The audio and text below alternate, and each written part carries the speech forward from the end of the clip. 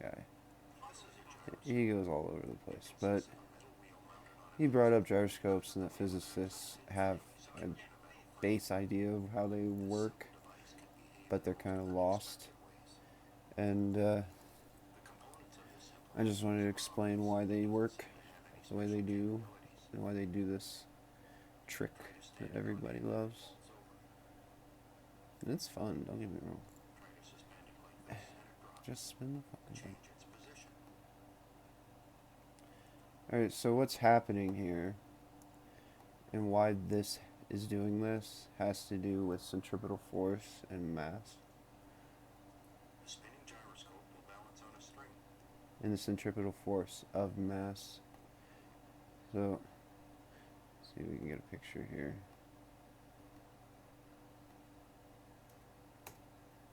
Of it. Alright, so what's happening is it's similar to why levers amplify force in a way. That's a way I can sort of simplify it. Well, it's at every point across here, you're adding acceleration, so all that mass is equating to itself, except it's taking a linear or like a curved acceleration as well. And so one particle here is being pushed outwardly, but then it's also being curved. And if you think of it like a lever, then as you pull down on a lever and apply rotational inertia to it, this will be held up. And so if you were to get the lever to right here and you hold on to it right here like so, this is going to be supported.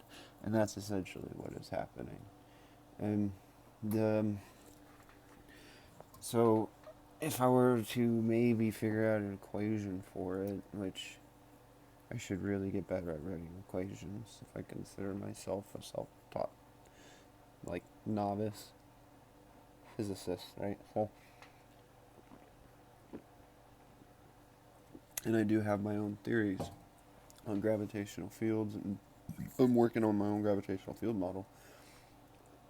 If I can ever get it done. And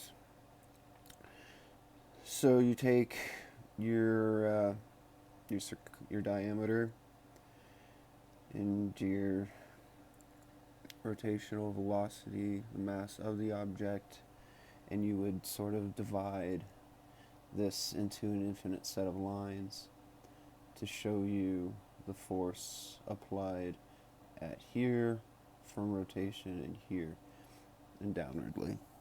Now, it works sort of, it's like a harmonic stabilizer, right?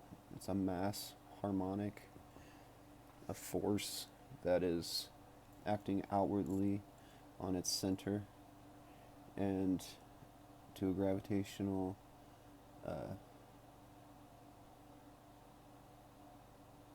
center of mass. There you go, not gravitation.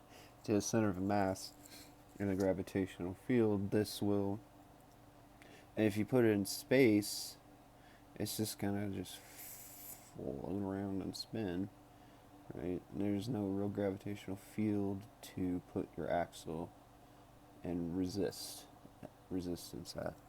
Why this rotates on its side like that is because of, so gravity's pulling sort of more here than here, right? Well, the mass of the object as it accelerates around in this direction each encounter separate differentials of resistance to rotation. And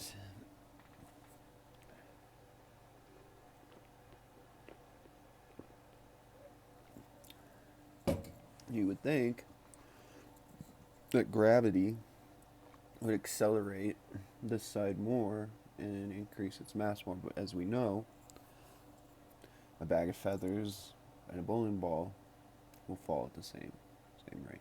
So the mass isn't actually being change whatsoever. The mass remains constant. It's just that you have a linear acceleration where say this particle right here, if that makes any sense.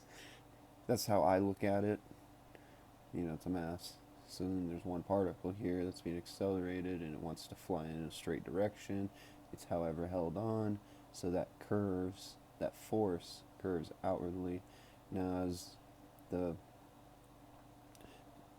diameter increases, as we know, mass is increased, I think, 20% per 10% or 10% per 20% increase in radius. And so this mass is greater than this mass. And though by cubic volume, it's still having the same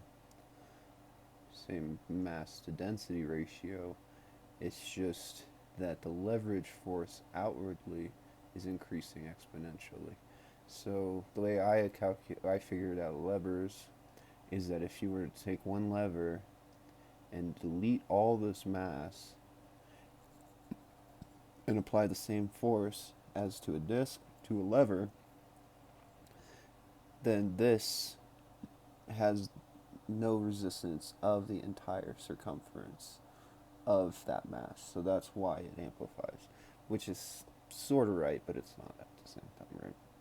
Levers actually are a little different, but that's how I always looked at levers, is that they increase force because there is no spherical mass to it. It's just one point going outwardly that can turn that center of mass, or that sphere of mass. They're pretty cool, but that's about as good as I can explain it. The spinning gyroscope will balance Is a harmonic mass force outwardly thanks to centripetal force.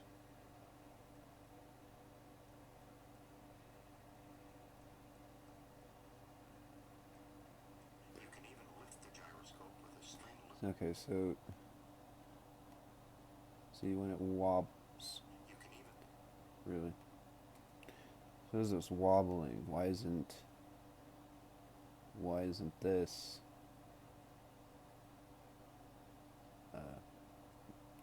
accelerated from a point from here all the way down, making it fall over, while this pulls up? So it's you see it's like wobbling and curving, right? But it's, I don't know how to explain it.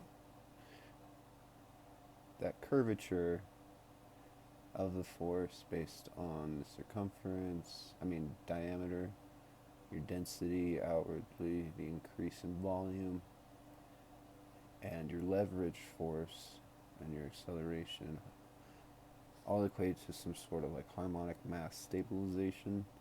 And when you look at force applied on gravity based perpendicular to the center of mass, a lever this way versus a lever going upwardly, they kind of behave differently, right? So if you have a lever like this and you pull down on my elbow versus pulling upwardly on my hand, mass is being aided by gravity, though it will accelerate at the same pace. So that's essentially what it is and why it all works. So gravity aids over there, and the acceleration from the midpoint in an upward manner versus a downward manner create gravitational resistance, and that harmonically stabilizes through centripetal force. Does that make sense? I think I said it right. I think of like a bullet. You shoot a bullet up and it curves back down.